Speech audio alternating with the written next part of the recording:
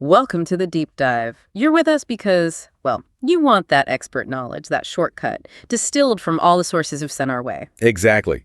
And today, we are getting super specific, like laser focused. This entire deep dive is just on the MX148 microchorus. That little yellow pedal. That's the one. Oh. Seems simple, right? All right. But it's packed with decades of analog history. Right. So our mission today, unpack it all.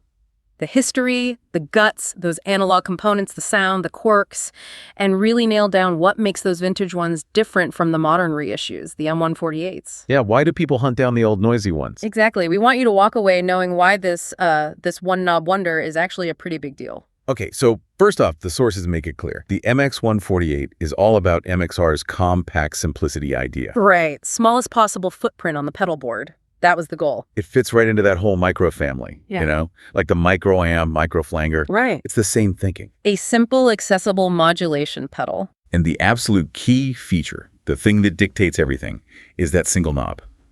Just one. Which only controls the rate, the speed. Exactly. No depth control, no mix knob, none of that. Yeah. Just speed. So the big question then is, if I can only control how fast it wobbles, what about how deep it wobbles? The intensity. Well, that's fixed. It's hardwired into the circuit. Yeah. MXR basically decided on one depth setting. Okay. So they baked it in. Yeah. Likely to keep it small, keep it maybe cheaper to make. But that constraint, that actually became its signature sound. So you're kind of locked into a specific character. You can speed it up or slow it down, but you can't make it, say, super subtle or crazy deep. Precisely. The character stays pretty consistent. You get a specific range of textures, quite defined, but maybe narrow compared to other chorus pedals. That consistency is interesting, especially thinking about the vintage ones. Let's go back there. When did this thing first appear? We're looking at around 1982 for the launch. The main vintage production seems to be 82 through about 84. Although, you know, some sources hint that maybe some circuits existed even as early as 1980, but 82 is the usual starting point. And visually, they're pretty distinct, right? Oh, yeah. Bright yellow, that's kind of MXR's color for modulation effects, and always the block MXR logo. Not the earlier script logo. Nope. Sources are clear on that. Block logo only for the micro chorus. Okay. And the very first ones, I read they were really basic. Super basic, like truly bare bones. Crave Guitars points this out. Battery only. That's it. Just battery, no power jack. No DC input on the earliest ones. And get this, no LED indicator either. Wow, so you wouldn't even know if it was on just by looking. Nope. Just the foot switch and the knob. Talk about minimal. That is committing to the micro idea, relying on a 9-volt for an analog BBD effect. Yeah. Later vintage runs, thankfully they did add the LED and the DC jack. Made life a bit easier. Okay. But under the hood, whether it's vintage or modern, the core tech is the same, right? It's that analog bucket brigade device. Absolutely. The BBD chip is the heart of the chorus effect in all of them. And the sources make a big deal about one specific chip in the vintage units, the Redicon SAD512D. Why is that one so important? Is it really sonically different or just rare? That's kind of the million-dollar question in vintage gear, isn't it? Yeah. It's partly scarcity, for sure. Yeah. Redicon stopped making that specific chip ages ago, so finding pedals with the original SAD512D intact is harder. Okay. But there's also a sonic element people chase.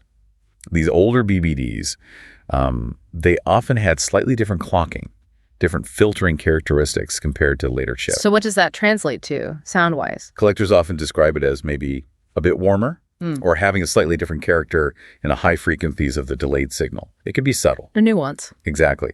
But if you're deep into collecting and want that specific early 80s analog sound, having that original SAD512D is, well, it's proof of authenticity. It's part of the pedigree. Gotcha. Okay, let's move from the chips to the actual sound. We know the depth is fixed, so turning that one rate knob, what happens? What do you hear? Well, it covers a specific range. When the knob is way down, low rates, the speed is really slow. It almost feels less like chorus and more like a very gentle flanger phaser, kind of a subtle movement. Okay, like a thickening effect almost. Exactly. Not a deep, lush chorus at that point. But then as you sweep the knob clockwise, speeding it up, Right. it definitely moves into classic chorus territory. You get that warble and pushed all the way. Sources say it can get quite pronounced, almost like a rotary speaker kind of vibe. So it really explores the potential within that fixed depth setting. It does. Crave Guitars had that great quote calling it a sparkly, watery shimmer with warm analog texture. Yeah, I liked that. It suggests it's maybe better for like adding texture to chords or ambient parts rather than being a super dramatic effect. I think that's fair. Its strength is often in that subtlety, Yeah. but there's a trade-off with that vintage analog stuff, right? Always. What's the catch here? Noise. FX Freak specifically mentions that the microchorus, especially the ones with the LED and that SAD512 chip, can get noisy. How? It can apparently produce some noise in the form of oscillation when chorus is engaged. Ah, the classic analog hiss and potentially some clock noise bleeding through. Pretty much. It's often tied to how the BBD is being driven, the clock signal interacting. For a collector, maybe that's part of the charm, the authenticity.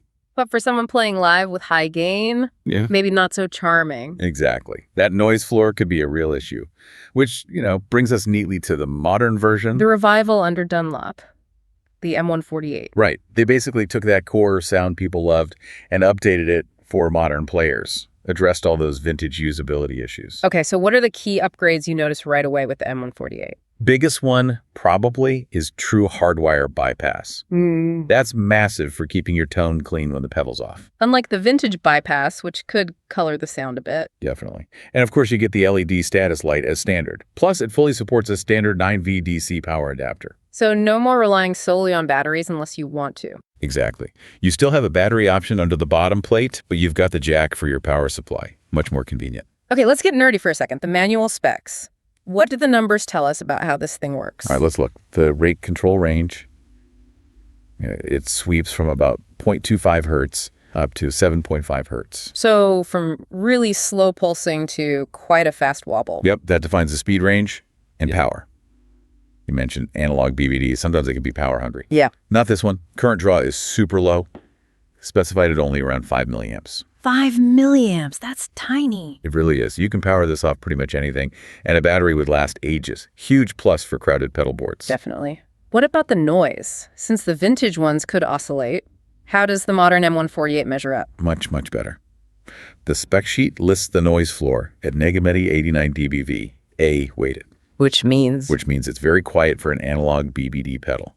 That background hiss and noise is pushed way down, well below your guitar signal. Much cleaner performance. Okay, that's a significant improvement. Now back to that fixed depth. Do the specs tell us why it sounds the way it does, like the specific delay times? They do. This is key to its sound. It uses 2 delay taps from the BBD. One is around 4.2 milliseconds. The other is about 6.8 milliseconds. Ah, okay, so that specific difference between those 2 delay times creates the chorus effect. Exactly.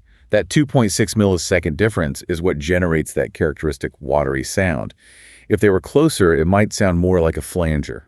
Further apart, maybe more like a slapback delay. This is the microchorus sweet spot. And that warm analog texture we keep mentioning, is that just subjective or is there something in the specs? No, it's actually designed in. Look at the frequency response specs. The dry signal passes through cleanly, full range, 20 hertz to 20 kilohertz. Okay. But the delayed signal, the wet chorus sound, that's intentionally rolled off. Its frequency response is listed as 20 hertz up to only 4.5 kilohertz. So they deliberately cut the high frequencies from the affected signal. Precisely. That's what makes it sound warm or dark. It filters out any potential harshness or brittleness from the BBD chip, especially at higher clock speeds, and gives you that classic, slightly mellow analog chorus sound. Really smart voicing. That is clever. It ensures it never sounds too sharp or, dare I say, digital. Okay, let's bring it home. Thinking about who buys these, why chase a vintage one versus just getting the modern M148?